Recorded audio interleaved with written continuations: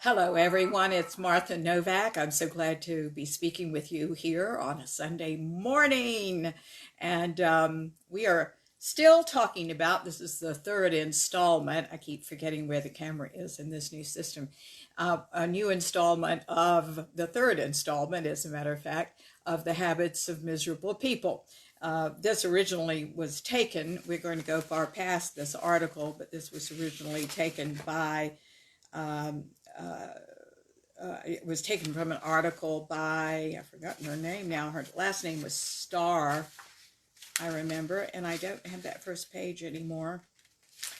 But anyway, we are going past that article now and talking about everything. I'm going to apologize to you straight on. I have an infection today, so I'm not feeling really well. It is, I am real antibiotic resistant, so the medicine they've given me to treat this infection isn't going well for me. But because we were in a series, I certainly didn't want to say, oh, can't do it today, so sorry. So if I seem a little under the weather, I am. It's not you. You're actually seeing that. And we go forward, you know. That's just all there is to do. Let's do a prayer, get us all on the same page, and then we will start into the information today. Thank you so much for listening. We're awfully glad you're with us. Okay, here we go. Dear God, who is all there is, you who are all we are, and everything is in this world, we thank you so much. We're glad to be gathered under the banner of loving you. We are here today, alive and well. Even in our unwellness, speaking for me, we are well. And we thank you very much for the opportunity to hear this information and to open to whatever the next level of our progress along the way to consciousness and enlightenment is. We thank you so much for all of this. And we open ourselves now to see, hear, sense, and know what you would have us do beyond our thinking that we know it all. We ask that we drop that it is the you through us and through all things that know everything. So open us now to hearing that level of you, of us, all the same thing. And we thank you with all our hearts, and so it is. Amen. I can hear my voice quavering a little bit, just out of the weakness from this virus, so bear with me. We're here together. Okay. So let's do a quick review, because I think these points are important. If you are new to the show, what I want you to do is go back and listen to the last two shows, because we talked about these things. These are the habits of miserable people. We talked about they worry about things they cannot change. Hello, Kat. Oh, aren't you sweet? Thank you so much. Yes. Thank you so much, darlings.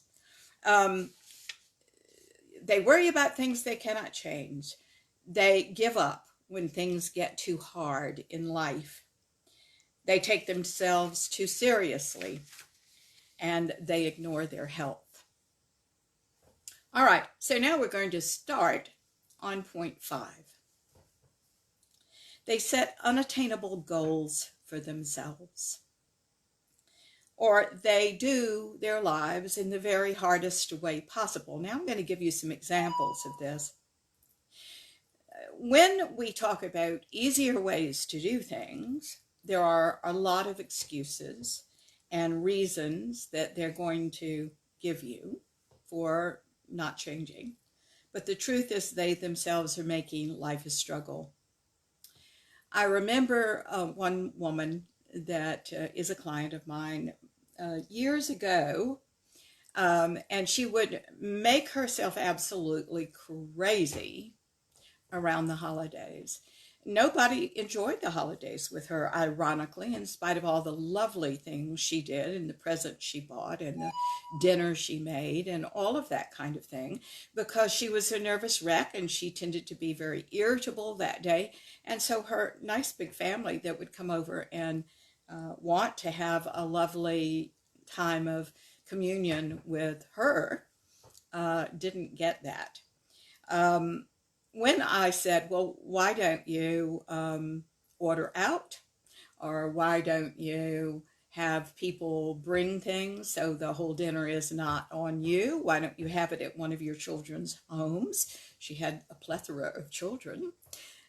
She said, oh, I can't do that. This is tradition. I have to do it. Well, let me tell you, ladies and gentlemen, there are no enlightened traditionalists. Nobody is a traditionalist that is on this path on a deeper level. Still yet, it took me several years to break her of that. Now the dinner is being made over at her daughter's house. And what's interesting is I think everybody is bringing something. So it's a different situation. It could have been fixed right away. But she wasn't ready to let go of tradition. Sentimentality is about the past. Tradition is about the past. Ladies and gentlemen, if we're going to be progressive, if we are going to think out of the box, if we are going to entertain new ideas that take us forward, and it's all about it's all about embracing change. So we have to realize what we're doing and from time to time reinvent ourselves and the way we're doing things, of course.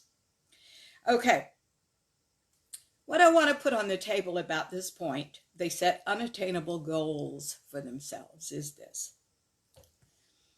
There is no perfection but the system of God.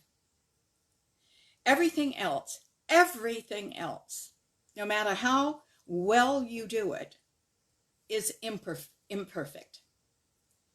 So the perfection that people like the woman I just described seek is not in reaching a hard goal to attain, but actually learning to embrace the imperfection that is them, and only in that finding the perfection of God. The esoteric journey is esoteric because what you're looking for is hidden in what you most want to avoid. In this case, change and growth. You understand? But take this to the bank. That's the esoteric journey. What you are looking for is often hidden in what you most want to avoid. I think that's a pretty good example of this. Let's give you another example. Let's say you don't sleep well, that you worry about everything, that you only sporadically sleep. There are people now that science is finding that keep their conscious mind active so they think they're not sleeping when they're sleeping. Isn't that interesting? By the way, this was one of these people. I found that in her. So in the daytime, you're exhausted, you're a nervous wreck, you're irritable. All right. You're bothered by the little things all day long that you ignore.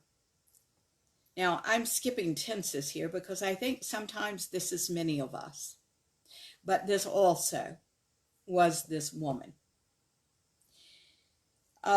So what she did in her case was all these things that would bother her throughout the day. She would say in her mind, well, other people deal with this. It's just life. I should be able to handle this. And she would not take care of herself because she didn't handle these things well. Don't you understand that part of her growth was to realize she was bothered by these things? She's got sensory processing disorder. She had several things here that would bother her. She was very OCD. She didn't know how to handle people or problems that didn't agree with the way she wanted it done, you see? She had to learn those things. But instead, she told herself they didn't bother her when they did.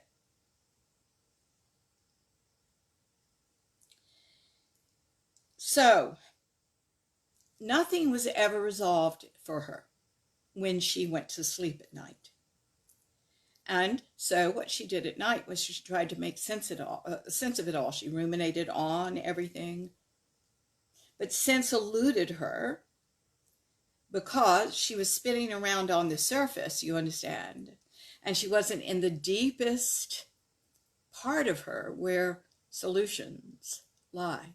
Solutions lie in a different strata of energy. Think of stratas of energy. Okay, here we go. Stratas of energy. Certain things exist in these stratas of energy, right? Okay. The answers are down there to life's biggest questions and often the smallest. They're down below. But if you stay circling, ruminating, worrying, trying to control, on the surface, you never get down there to see how great God is, and these things actually do exist right there. All right. She spun around in the energy of her problems and did not go to the place where the solutions were. I'm happy to report that she is now catching the problem in the moment, whatever is bothering her. She was so cute. A couple of years ago, she said, I think it's dawning on me that when you say, notice the moment, you're talking about the literal moment. Guess what? I'm talking about the literal moment. You should be checking in with yourself. Anxiety is often the fact that you're going in the wrong direction from where you want to go. All of you all are listening to the show right now. You're interested in the ascended energies. You're interested in having a more wonderful, loving life and having God aware and of your being aware of God in this energy, right? You need to be aware of the literal moment. Anxiety is just there as a signal to say, wait a minute, you're heading in the wrong direction. You're heading in the direction of the ego child's mind, into the spin, into that, instead of the other. Okay. So these days, this client of mine is catching the problem as it happens. She's seeing it. She's saying, oh, I'm feeling anxiety. What is going on? Okay, let's look at this. It's a call to look at something deeper, right? And she is either doing something about the problem that is in this moment, or she's seeking information that she doesn't have, calling a few people or looking it up on the internet or whatever she needs to do, or she tells herself, there's nothing I can do about this. I've done everything I can right now. Tomorrow will present itself with other venues so I can find this solution. But right now, I have to be at peace about it. I've done everything I can. Of course, this, also says that we've got to be very comfortable and very tolerant of uncertainty. And guys, that's a real important skill to have right now, because this world is very uncertain and it's going to get more so. So it's very important that you create your life and that you realize, my dears, that we must get comfortable with uncertainty. If we don't know, we do the best we can today, and we'll know more tomorrow, and know more the next day, and maybe not know for a while.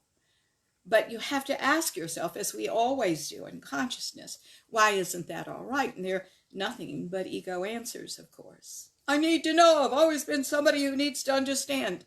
Put all that down. No. You just don't know. And you're perfectly all right now not knowing. And when you need to know, you'll know. That's the way it is. So it was, we spent a while with this client making her more aware of the moment, more observant of her feelings, and dealing with the literal, as she said, moment, and what she was, what her choices were within it. We have to be more aware of this literal moment, and then we can deal with our anxiety, our fear, and our worry. And at night, then, there's nothing left to do but rest, which indeed she's doing now.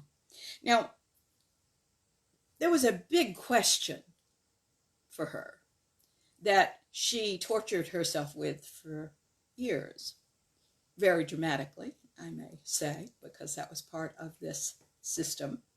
And that was, where is God? She lies awake at night saying, where is God? Why am I suffering? So, where is God? That she couldn't find this God propelled her to study with me. And all of this that I'm talking about right now certainly is what we found that was in the way, all right?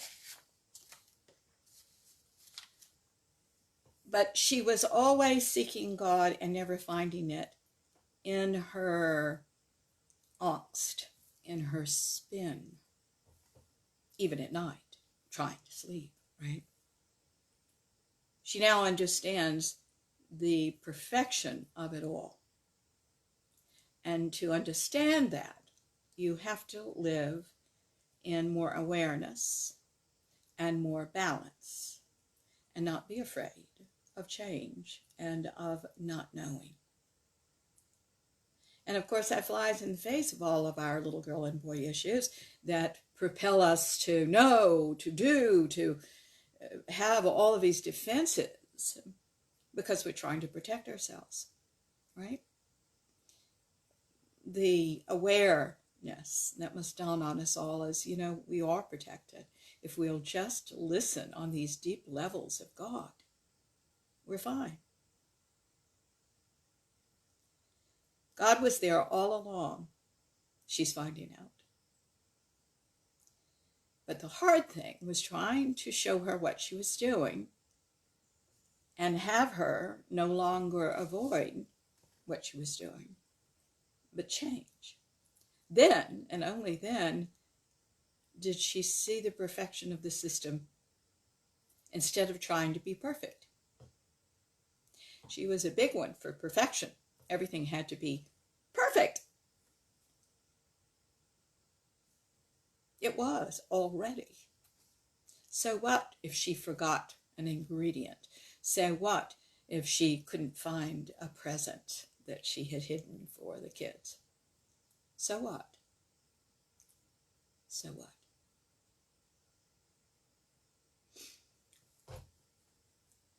Number 6.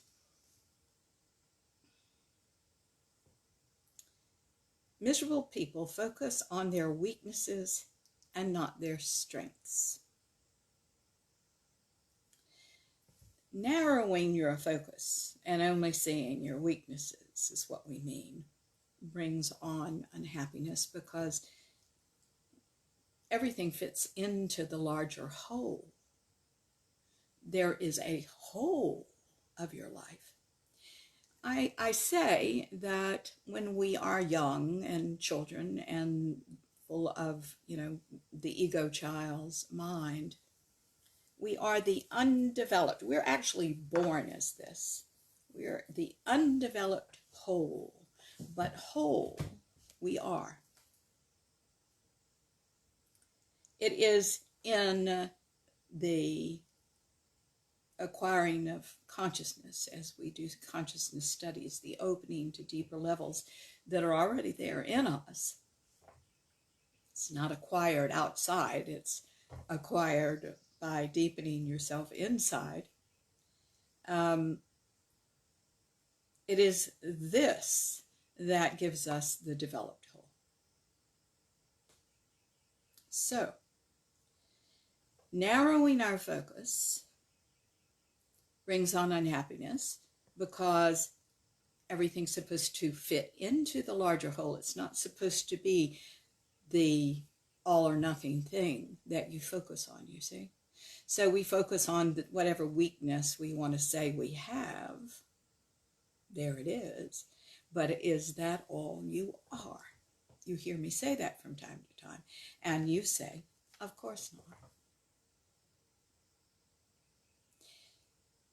It's as if when we narrow our focus that we're going to see and standing in front of a beautiful tapestry at the museum and only focusing on the red threads.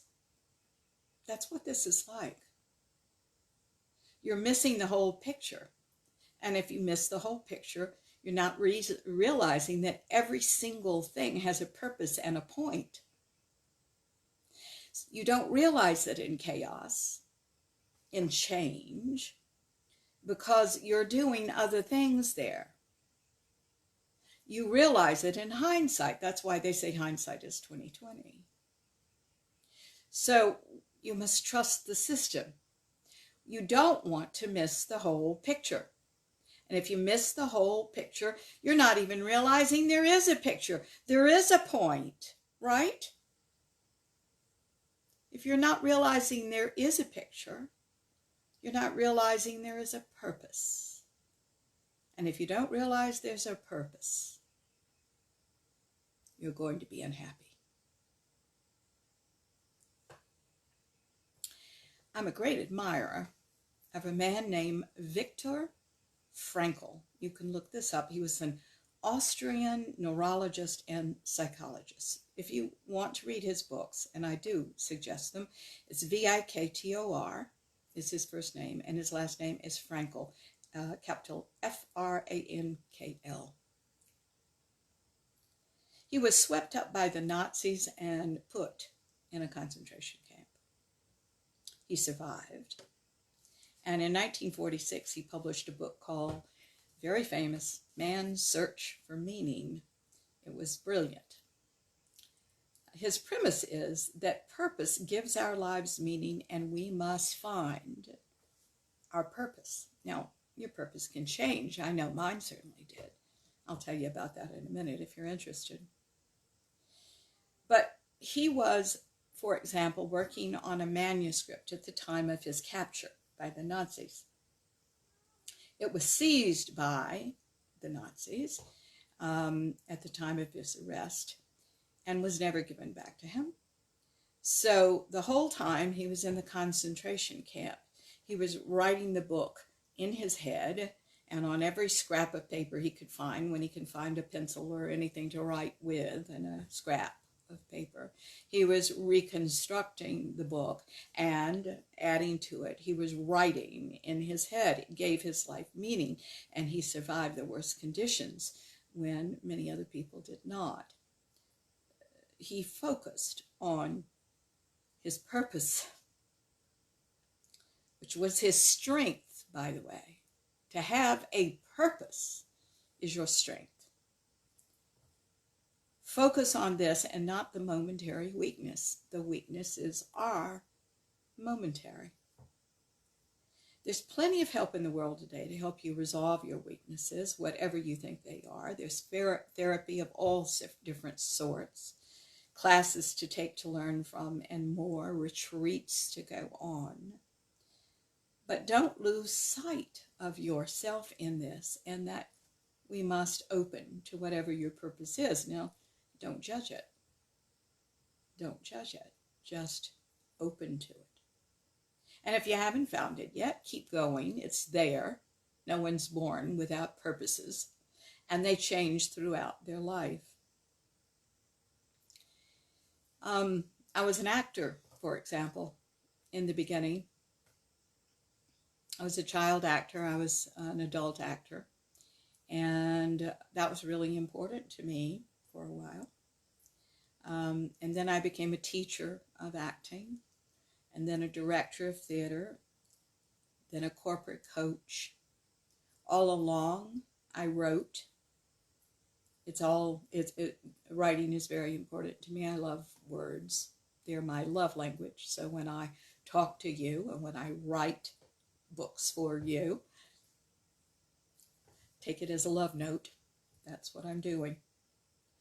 My purposes changed on the surface. They didn't change ultimately. My themes were always growth and human potential. My themes were unity. My themes were being more loving, being more aware. Even before I was totally aware, I was certainly reaching for it in some of my earlier writing that you won't ever see, thank goodness.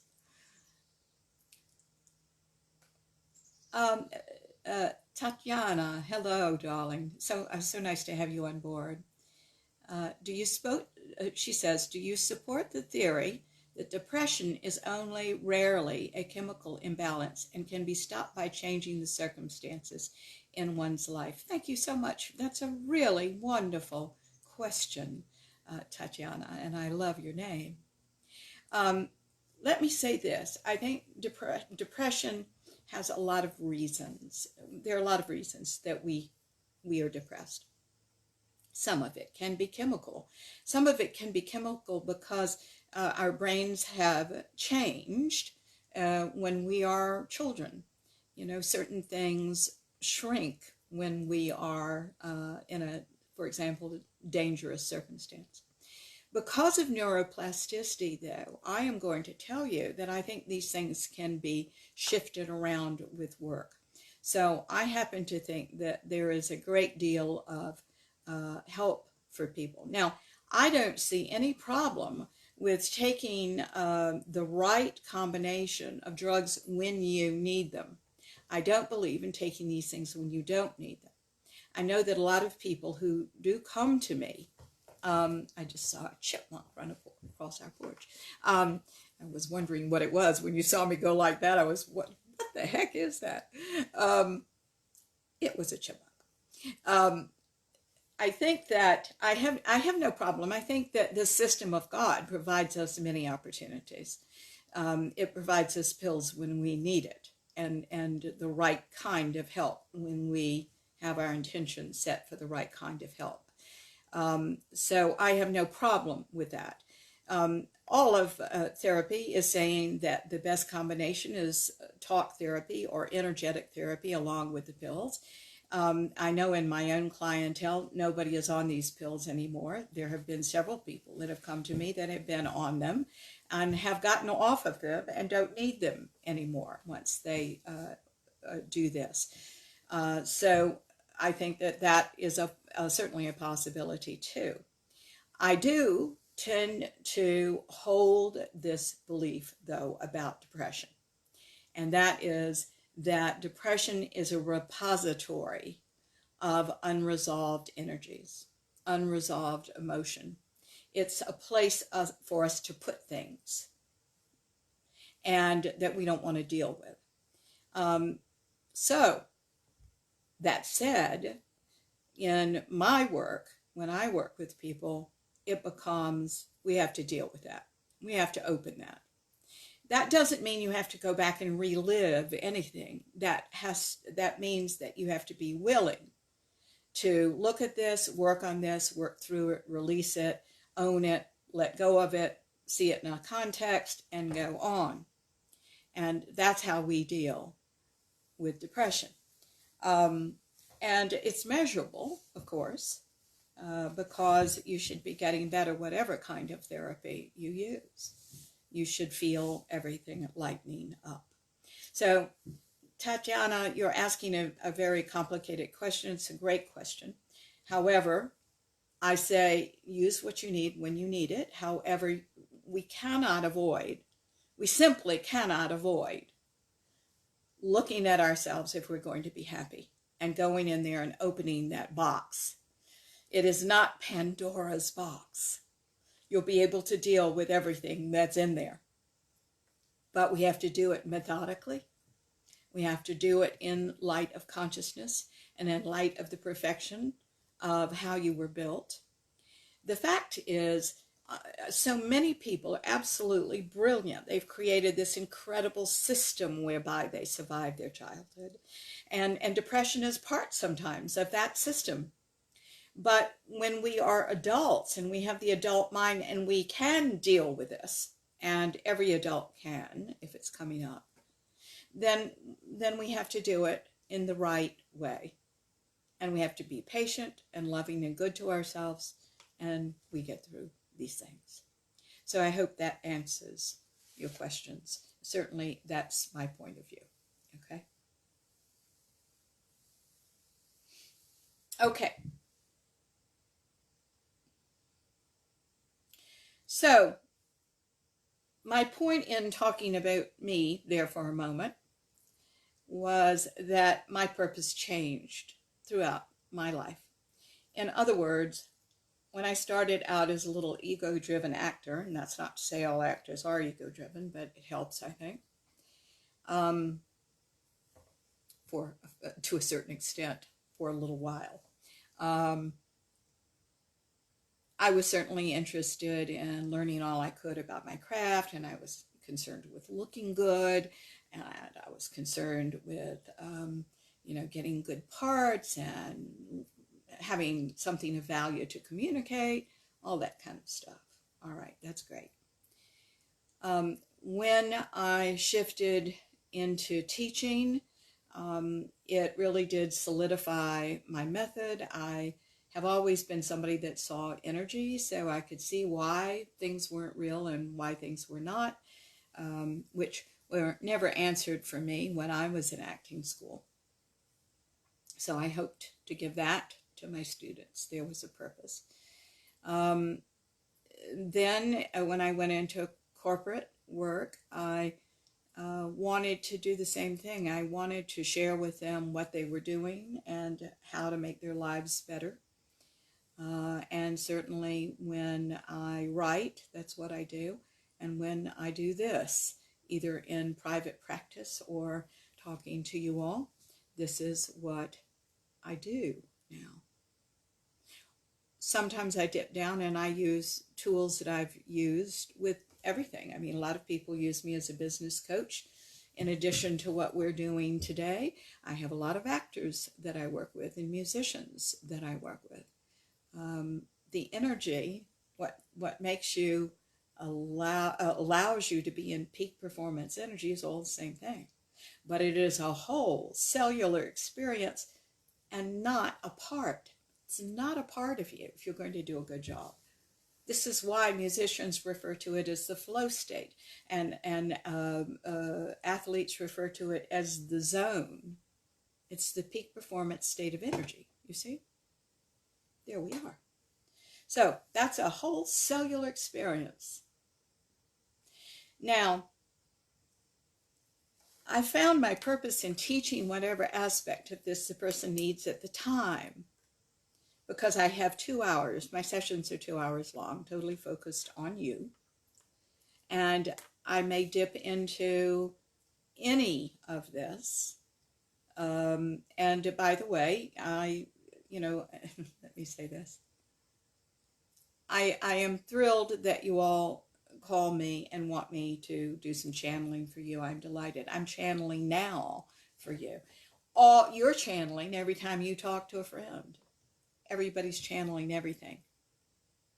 You're channeling your belief in the absence of God, or you're channeling your belief in the fullness of God, or you're channeling both as you toggle back and forth.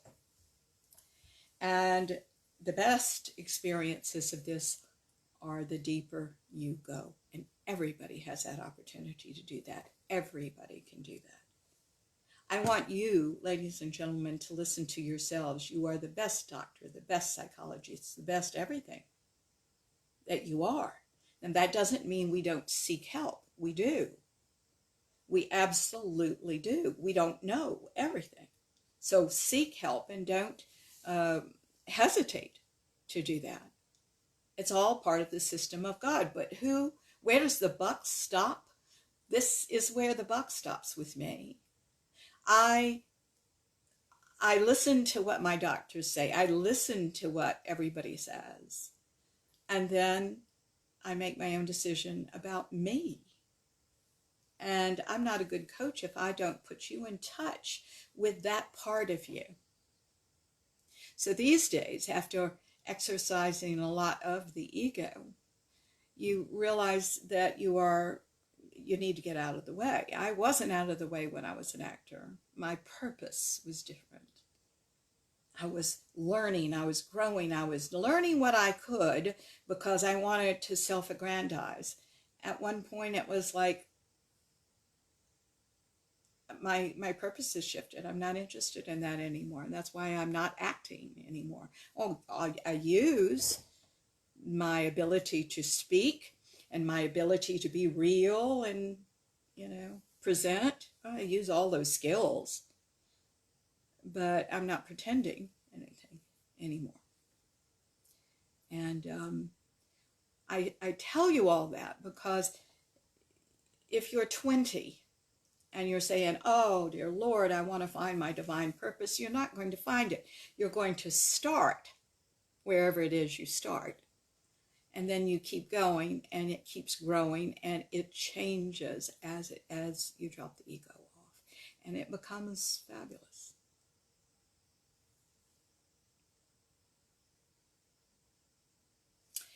Number 7. People who are miserable spend too much time on social media. Social media is getting a bad rap. But what propels social media? What propels all these selfies? Narcissism. That's a good one. Narcissism. All right? We have to get over that. Social media is very deceptive in another way, too. It lets you feel connected, but you're not really connected at all. It lets you hide from people, and therefore it keeps you safe, you see. But you're not supposed to hide and stay safe. You're supposed to be a participant and a contributor to all of life. Isn't that interesting? And that's what everyone is in higher consciousness. A participant and a contributor. I say we all need to work on narcissism. I do think we all do. It's amazing. It comes out in different ways. I've done shows on narcissism before. You're welcome to go back and listen to those. There are 3 kinds. There's this exhibitionist narcissist. There is a closet narcissist that doesn't pretend they are narcissists. And then they are the toxic narcissists that you often see attached to people that do heinous crimes, like the Ted Bundys of the world. I think that we should tackle narcissism. That's what I think we should tackle. I think social media, to that end, should be kept in balance. I want to say, don't be afraid to make that phone call. Don't be afraid to handwrite that letter. And express yourself over lunch to a friend, and even initiate the lunch yourself. You're a nice person. You need to go out there and share it with others. And not hide. So I have nothing against social media. In fact, I ask you to use it sometimes for me, and thank you so much for doing so. It means the world when you get the word around about our radio show. But realize what you're doing, and realize when it's important to get up from your chair and your desk and your computer and go and meet people and be out there and see where you can serve and help. Number 8, unhappy people, miserable people often stay in their comfort zones. I can guarantee that whatever it is that you want, it isn't in your comfort zone. There's pretty much of an absolute. I say pretty much because there may be an exception out there, but I'm going to tell you right now, whatever it is you want is probably not in your comfort zone. So what does that mean if it's outside? Does it mean that you should give up on your hopes and dreams? No. Should you limit your perspective? No. It means that you must expand yourself. You must grow, not to be afraid. You must grow, not to protect yourself. You must grow in your purpose and with a strong desire to serve. This is the expansive system of God and how it works. All of God is expanding all the time. One of my favorite quotes about God is an infinite and ever-expanding set of truths, always in motion. Ever-expanding set of truths, always in motion. There's more to know. You know, when my advanced class came to me years ago, and some of these people have been with me for 14, 18 years. They're all clients of mine as well. These people said to me, you know, when will this be finished? When do you think it will be finished? It's real cute because for years I've asked them now, well, when do you think this will be finished? Never? Never? Bring it on. Never. We don't ever want it to end, right? Everybody wants to keep learning and growing, and it's all about how fascinating life is, these esoteric principles and the talents, gifts, and abilities that continue to be revealed the more we drill down into our true selves, our authenticity. So, never is a good word in that respect. This is the way the expansive system of God works. You're supposed to do more, be more, have more. And to accomplish this, you have to move mentally, emotionally, physically, and spiritually. You have to evolve and shift everything and change. So you have to get comfortable with this. Sometimes we have to get comfortable with this and talk to somebody like an energetic therapist, a psychologist, a minister. But you keep in mind, if they say you're going the wrong way and you need to narrow everything, that's not the way that we espouse. We're saying you have to grow. You have to become bigger. This kind of growth, this kind of change really makes life worth the living. It's a great deal of fun. You never know when the benefits and the joys will come around the corner. You just never know. First, you've got to learn that change is not going to kill you, though. And deeply felt emotion is not going to kill you. In fact, these things may lead to greater creative openings for you and a deeper purpose. But before you discover this, you're going to have to stop avoiding. Avoiding is a hindrance. There's actually an avoidance personality disorder that psychologists talk about. And I think everybody has some level of it. I really do. Avoidance is a hindrance, though, to you. You've learned to do it when you were small because it was your only defense back then. But it isn't your only defense now, and it's really limiting you. Learn to do the opposite of avoidance. Say yes to the possibilities and then no. Don't say no first, because you'll never get around to saying yes. And all you're saying yes to are the possibilities. It's a possibility that I could sell everything I own right now and move to France. Do I want to do that? No, not at this time. No. But that's a possibility. It provides an openness in you, and an openness that you sense is the open system which we need you to be. You see, in all of life, there is the closed system and the open system. A closed system is a system whereby nothing much can happen to it. Nothing much can come in and nothing much goes out. That's a closed system. So the possibility of radical change, which by the way is a good thing, doesn't happen. But an open system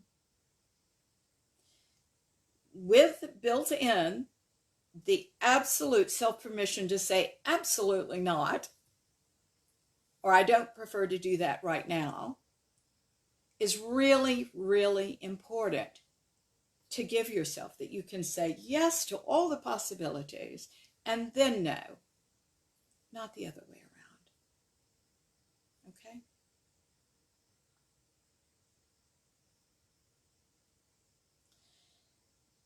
To say yes and then no is to get comfortable with change and to get comfortable with your depth of emotion that you're capable of. I was born into a family. I'm the poster child of this work, by the way. I was born into a family that didn't express a whole lot of emotion. I mean, I knew my parents loved me and that kind of thing, and I knew my father had a temper. But in terms of talking about how we really felt, not so much. As a matter of fact, when I was in acting school years and years and years and years and years ago, I remember all my coach could tell me was that wasn't real. And I'd say, what am I doing? Why is it not real? It's not truthful. What's truth? It was my truth that I could do at the time, right? This is why a lot of actors are in therapy. You've got to go down there and get comfortable with all of it. Acting isn't about pretending. It's about being real and laying your guts out and let people pick through them. Now, there we're talking about an actor. All right? Being all right and doing it again the next day. Okay. Number 9. People who are miserable worry about what others think. And they gossip and speak negatively about others. Let's address this for a moment. They worry about what others think. If you all will go back to a lesson that I gave on a radio show that I gave on the air, I did quite the series on cognitive distortions. Wow, this is real important because worrying about what other people think often takes a number of forms. 2 very important ones. Mind reading, where you are trying to figure out what somebody else thinks about you, and personalizing, which means that no matter what it is, it's all about you, and they haven't liked you, or you've been wrong, or something's wrong with your performance. You need to confront the fact that you mind read and that you personalize. These things are born of, certainly, of a real insecurity, and we need to make you more secure within yourself. For example, what are your values? Who are you?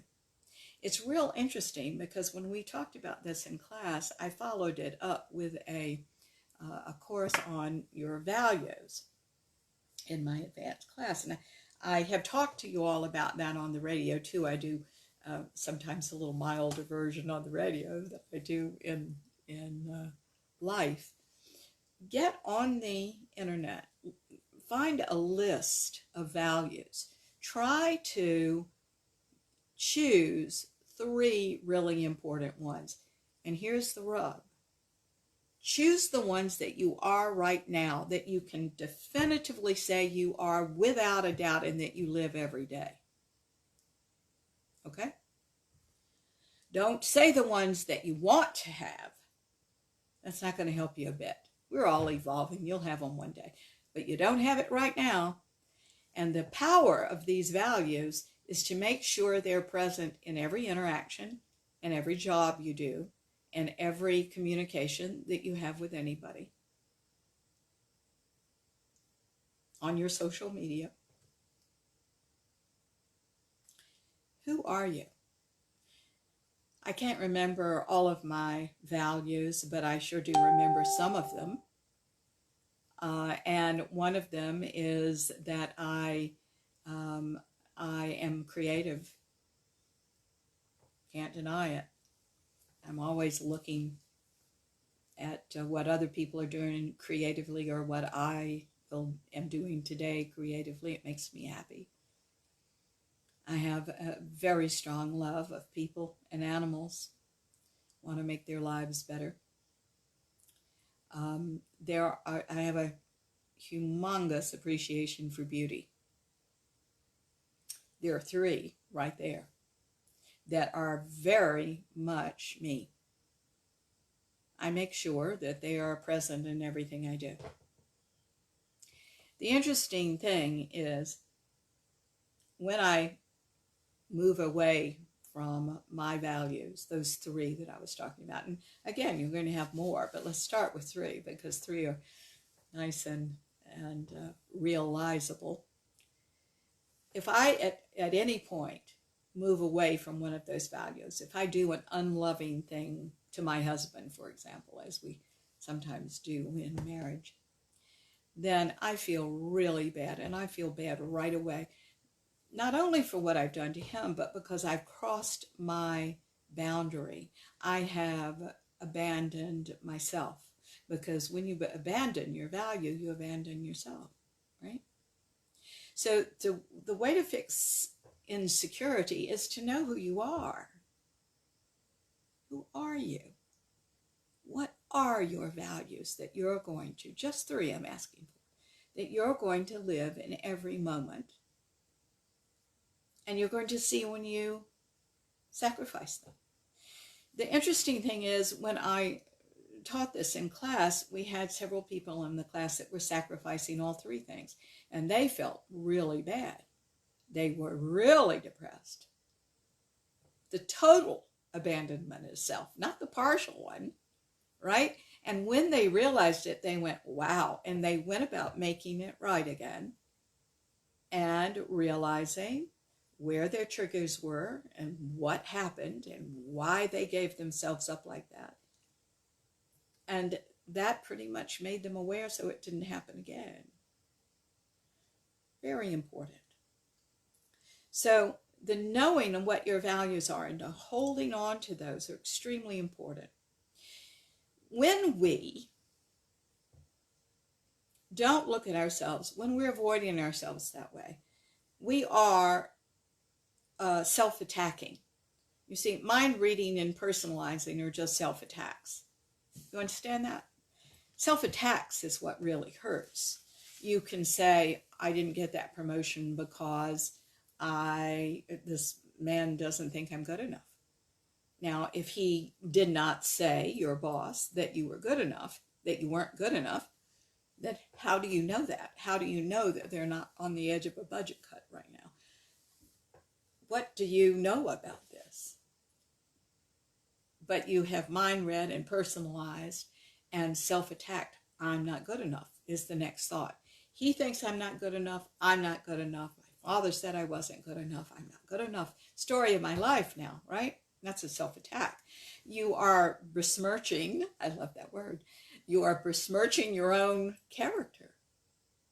Is that true? You have to ask yourself, is that true? Well, what is the truth? And then if you say, oh, I'm glorious, I'm far better than, no, you're not that either. The truth is, you're a nice person who's always trying to do your best. You don't know everything. Sometimes you make mistakes. Sometimes you succeed beyond success, and that's life. Stay in the middle. Stay with what's real. Stay with what's true. And don't self-attack. Gotta go. Self-attack is your child's mind running with scissors. Not a good thing. And when we are enormously harsh to ourselves, it becomes so unbearable that we start doing that to others,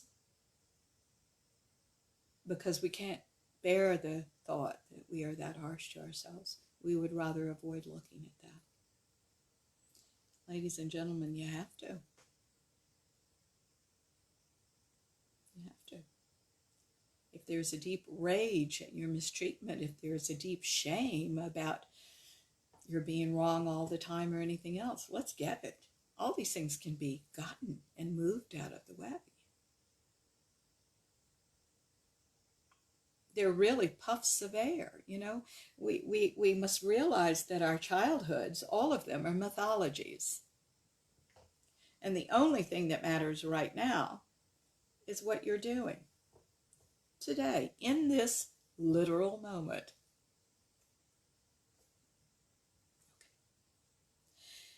Number 10, miserable people tend to work too much. Guys, I think it's marvelous that we create. I think it's marvelous that we produce and contribute. I love all that.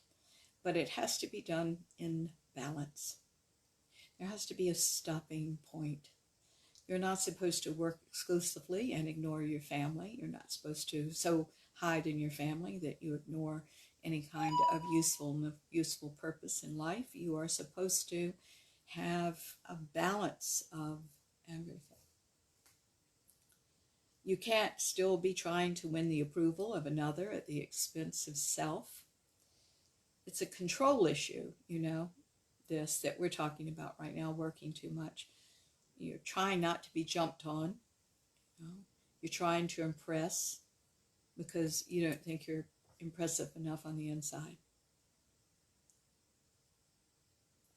I think a lot of people that work too much you're trying not to think of all the what ifs in life. And sometimes you're doing nothing but thinking about the what ifs when you're working too hard. What ifs are good for writers. They're good for actors. They give you choices, but they're not good in life. You don't want to live in that kind of fear. What if? So what we do, instead of confronting it and getting over our tendency to do that, is we make ourselves busy cleaning, working, cleaning, or anything else. It's certainly the base of OCD. We are left with a momentary satisfaction, but at the expense of what? Happiness? I think so. See, you can fix things in the moment. You can fix things in the moment and soothe yourself in the fixing of that little thing. But it's at the expense of your overall life. If you just concentrate on working, and nothing else, in whatever way you do it, what are you missing?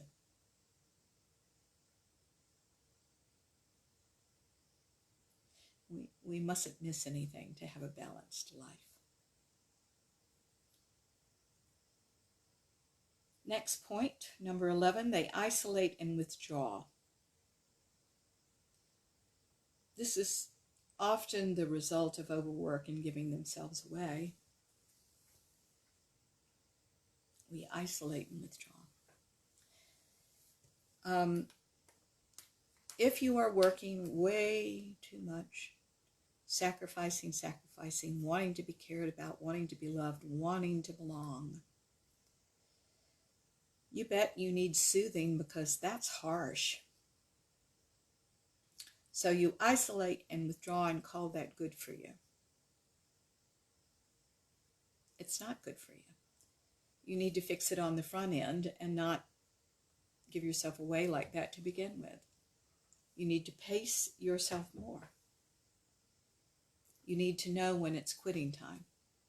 Look, I love to write. I'm working on my 3rd book right now. Lots of fun. Just enjoy it tremendously. But at one point, I'm not going to get any more from me. Quitting time. Okay. Number 12, they rarely indulge themselves. When people are harsh with themselves, as we've just described, they need to soothe themselves. So they abuse themselves, then isolate and withdraw, then comfort themselves. And the irony is they create these scenarios so that they can soothe themselves over and over again because they're addicted to the soothing because they don't get it any other way. Whoa. Welcome to Esoterica. You must learn more wholesome ways to soothe yourself, and one of them is to have the context of a balanced life. Don't get into these situations to begin with. And don't think for a minute that everybody doesn't work hard from time to time. There are times that we work harder than other times, but we don't do this consistently. We're not harsh to ourselves consistently. As a matter of fact, I want to say whenever I have one of these extremely intense workloads, one of the things that I always do is I'm extra kind to myself at the same time. I'll make sure I'm eating all the right foods, and I'll have some comfort foods there, and I get massages, and I take care of myself, and I make sure that I see my friends.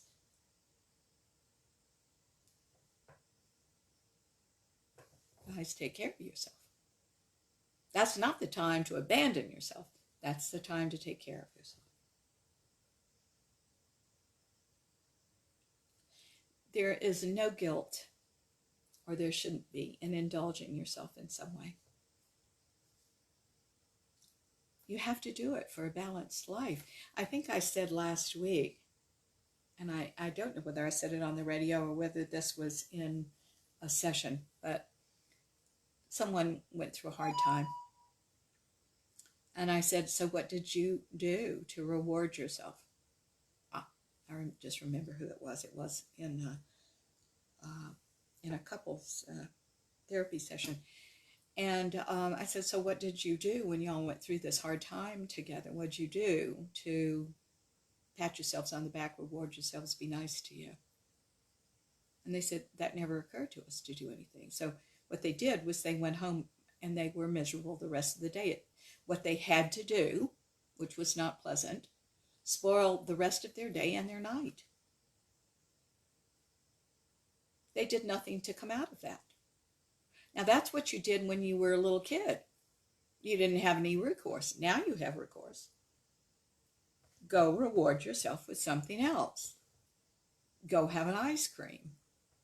Go swim in the lake. Go rent a boat for an afternoon. Do something you want to do. To say thank you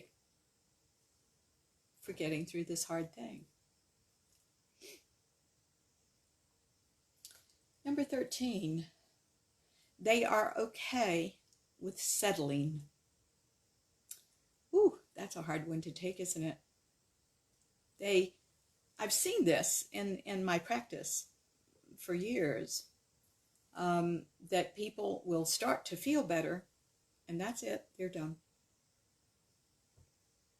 How much better they can feel than that, but that's such a relief, just where they are, they're done. They want to keep the rest of their issues. It's okay. They're okay with settling. Now you might ask, are they really happy? And the answer is no. They've never learned to be.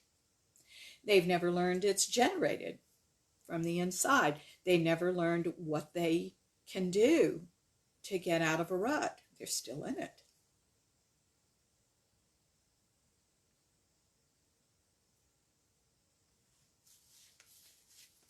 Once we start getting what we want, and life does bring that to us, especially when we're doing consciousness work, that is not the place to start. That's the way to say, wow, look at this. Let's keep it going. Give me more. Deeper consciousness, deeper awareness. Teach me more. Yeah, that's what it's all about. Number 14, they refuse to forgive. it's interesting. About 4 quarters ago, I gave my advanced class, who are all very intelligent, very intuitive people, a test about whether they forgive. I'm sure you could find one on the internet or something. I don't know where I located this test, but they took it and they found out they weren't at all forgiving. That's something you can't avoid, because unforgiveness is a block for you to go deeper. You're going to really have to forgive. Consciousness work can help very much with this, because everything is a context. You didn't just have a mean dad that beat the hell out of you. You had something else here. There's something else going on. What was it? Your dad had issues of self-sacrifice. He sacrificed everything. He didn't, that was what he knew. That was what he thought he was supposed to do. Therefore, he was one of the most frustrated individuals on the planet, and he beat the hell out of you.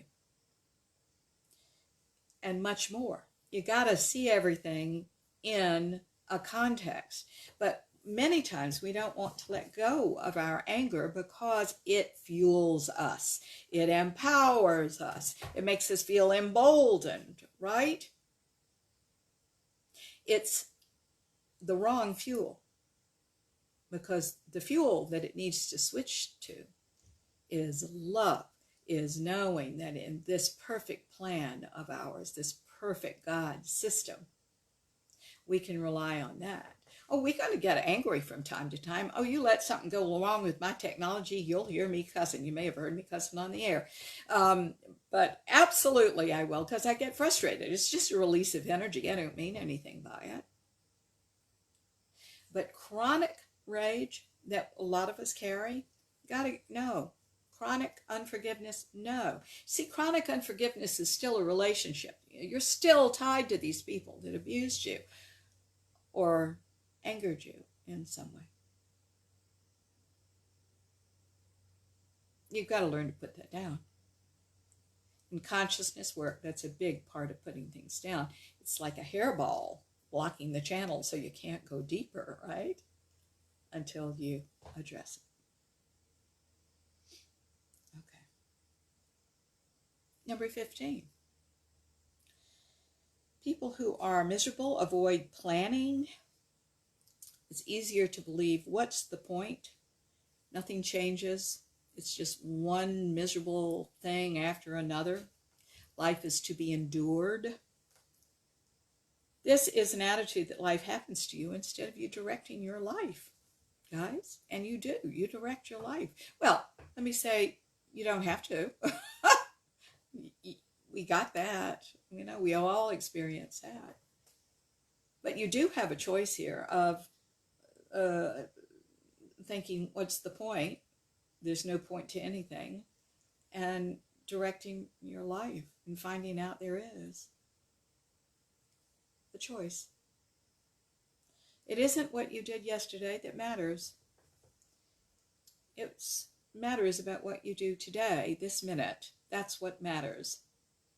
I love the old Chinese adage, I say it a lot, which is the best time to plant a tree is 20 years ago, but the second best time is today.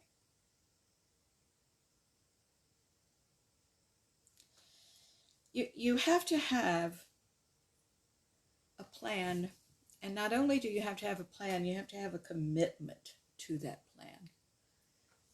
And in that commitment, you have to be enormously flexible and adaptable, because when something needs to change, you need to change it. You can't just go forward. I learned this early on. There was a dear man that was in radio, and he taught me to interview well. And so he said, interview me. And I was having fun, of course, and I was interviewing him. And I said, and so how many children do you have? And he said, 22. And I went on with the next question for the book. I still hear bad interviews like that happening, where somebody says something remarkable, and you should be following up on that but you can't move off your agenda. I actually hear that sometimes on the radio or on television or something. You listen for it too. People are still doing that. They have an interview to do, and they've read the book, and they're into themselves and wanting to show how smart they are. 22 children. What's with 22 children? How did that happen? That's the appropriate answer. Okay. So you have to be adaptable, flexible. Got to learn to be that. Nobody comes into the world usually with that talent. You have to learn to be more and more and more adaptable. Do you all understand that when we talk about adaptability and flexibility, and when we talk about trusting the self and all of these wonderful things, more creativity, we're talking about these things exist for you in deeper levels of yourself.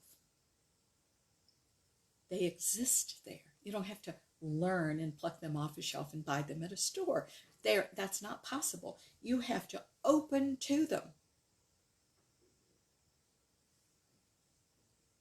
That's what consciousness does. Open to them. Number 16, they focus on themselves as the perpetual victim. The perpetual victim. If you will notice, and I do want you to be quite honest with yourself about this, watch what you're thinking. Does a strong victim mentality run underneath your thoughts and your feelings about things, your day-to-day existence? I want you to keep a tally of that. Do keep a record of that. Do you think of yourself as a victim? If so, you're not in the right mindset to control your life. You're no victim. No one's a victim. That's something that the ego child's mind does. It was important to do at the time, perhaps.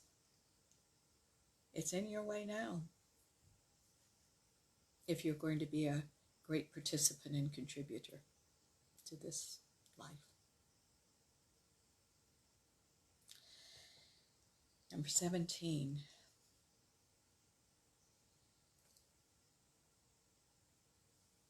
They're not careful with the friends they have. You must make sure that you're choosing friends and participating with friends that validate your growth and your change and the opportunities at hand out there. Because misery loves company, and that's a truism. So when we're miserable, our tendency as human beings that need validation is to gather people around us that will agree with us. In my classes, in my beginning classes, I don't have to do it in my advanced classes, we will actually move in and interrupt friendships and say, I'm sorry, but you all really can't talk outside of class. You all are validating each other in a negative way, and we've got to take you somewhere if you want to go there. Some people understand this, some people don't, most people do. But do not validate the struggle.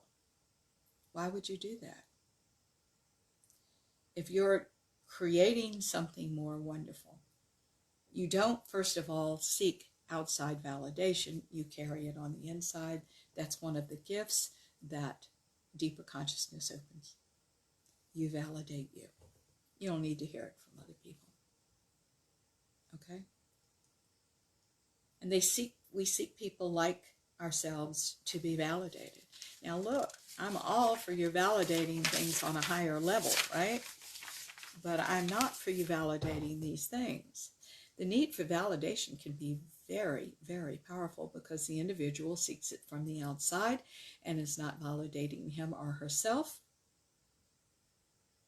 It is so powerful that these individuals don't rock the boat by asking, what am I seeking validation for? Now, be careful here, because the answer might surprise you if you're asking yourself this question. Are you seeking validation so you'll feel better about being a victim? A loser? An outsider? About being single? About hating your coworker? all of that has at its base that you're a victim of all of this. This is very, very limiting, guys. And you've got to stop this behavior because it's emotionally immature. We've got to grow in our emotional maturity. But what do you do with the friends that you have had, right? And that you've relied on so far? Well, I think it's really important to ask them to shift and say, I no longer want to talk about that. I'm hoping that we will validate something new and different and wonderful and move on. You must, or stay in one place. Now, you may not want to say that to them. You may realize that they will never want to do that. They may not even know what you're talking about. That's okay. The story of your life is a script, and it's already been written. Do you realize that? And the end of that script has always been already written. The whole of your life's been written, and there's the end. If we stop there, as so many people do, that is a very fatalistic viewpoint. Nothing can change. If you stay where you are in the fear-based self, you repeat the same patterns, dictated by the past, by the way, what you're doing in the present. And you're roaring to your life's inevitable conclusion. And this whole thing's a pretty negative experience. There was a show that I've just been watching on Netflix. It's been a really interesting show called, let's see, Too Young to Die, I think is the name of the show. And they did, I saw a show on Kurt Cobain last week, whom I honestly did not know anything about. I mean, I know a little bit about him, but that was it. And one of the things that struck me was that he was quite the outsider, and they did a very good job in intimating this when he was young, because they were showing pictures of his early childhood home. His mother and father were divorced. His mother didn't particularly want him. His father didn't want him. He was shuffled back and forth. He never was wanted. He grew up to be in music and defined himself as an outsider. But the interesting fact was that they said is that he became a very good musician. And at one point, he wanted to step out of that role of outsider and wanted to be accepted as a strong musician in his own right without that label, and he couldn't do it. Now, probably he couldn't do it because he was still in the throes of that in his head. But you have to ask yourself, could he have gotten out of that if he'd wanted? It was obviously not his soul path to do so. But the answer is yes. That's what I'm saying to you. You can change the script. To change the end, you have to change the script. Change the way you think, feel, act, what you believe spiritually. Only then can you change the end of the story. Because in consciousness, you are working to have no story anymore. Only this moment and the awareness of making it a good one. There just isn't a story. But let me tell you, we're getting ahead of ourselves when I say that to you, because that's in advanced states of consciousness, and I hope that you're going to get there. But changing your current story is the key. Change the story. It's a natural and organic thing to do, and the universe is helping you every way it can by presenting choices to you, different choices that you can make other than the same ones over and over again. But of course, to do this, and to do this really well, and to do this with the ease and effortless we want you to, it does require you're doing some work on being more conscious. Ladies and gentlemen, I think this is a good time to end our show because we have 10 minutes left. I think I'll do a little follow-up next week on the show. There are a few things that we can go over and refresh. And I'm not going to repeat much. I'm going to give you some new information. But nevertheless, I think it probably is an important thing for us to do. So if you can bear with me for one more show talking about some of this, we will. Guys, I'm so glad that you're listening. Thank you so much for listening today in my delirium. Actually, I wanted to do the show because I always knew I would feel better if I could just get up and work. But I think I'm going to take care of myself a little more now. Thank you for listening. You can do us a great favor if you have enjoyed this show or any of the other shows. Please do get them around on social media. Tell your friends about it. I'd appreciate that very much if you'll like us and befriend us and share us and follow us and all the things that, you know, are allowed out there. We'd appreciate it. I'm delighted to do these shows, and we have a lot of these shows that are posted on, they're all archived on Blog Talk Radio, Facebook Live, and YouTube. So please, you know, get in there. We've got all sorts of subjects, relationships and money and love, and multiple shows on various things. And we have series like the one we're in right now. So thank you so much for listening. We really appreciate it. Thank you, Kat. I'm always so thrilled to hear from my dear friends. Thank you. Guys, if there is anything I can do for you, you can find me through my website, marthanovak.com. That's Martha, Novak.com. Please write me through there, and I generally get the messages. Hope I will, and I'll be glad to answer any questions that you have too. I'd love to hear your suggestions for shows, and certainly love to talk to you. Let's do a quick prayer now to get ourselves all on the same page. By the way, I think it's really important. Thank you for those hearts. That means the world to me. That you guys, if you will look on there, I'm always posting things like my books and the CDs that will give you more information.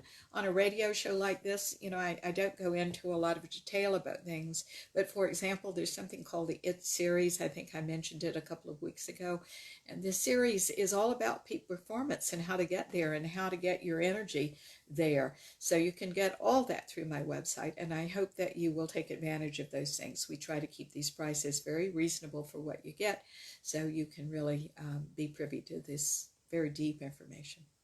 All right, let's do a prayer. Dear God, who is all there is, you who are all we are and all everything is, thank you so much for our being here together and our talking about this very important subject.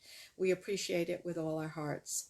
We now open to change, open to what you can have us give to our ascended selves, because we are surrendering this to the God that we ourselves are, this wonderful highest self that transmutes this energy into deeper levels of wisdom and love. All of our patterns are energy, dear God. If we are sincere enough about handing it over, we do. And in place of that, we receive the openness, the love, the deepening trust, the deepening creativity, and the deepening humanity that we are. We embrace our humanity, for our divinity rests within this. Thank you, dear God, for these wonderful journeyers. And we say this prayer now as we surrender what we can, and we take with us the rest for another week. And we say this prayer in your name, in the name of the Ascended Masters, our love-centered guides and friends, and in the name of each and every person listening to the show today. And we extend the energy to all that they care about too, to take what they can of the change and the energy. Thank you so much, dear God, and so it is. Amen. Guys, we'll be back next Sunday, and thank you so much for listening. Hopefully you'll see a brand new Martha all well. Right now, I don't feel so good, but what do you do? Okay, you just keep going, right? Love to all of you. Have a great, great Sunday.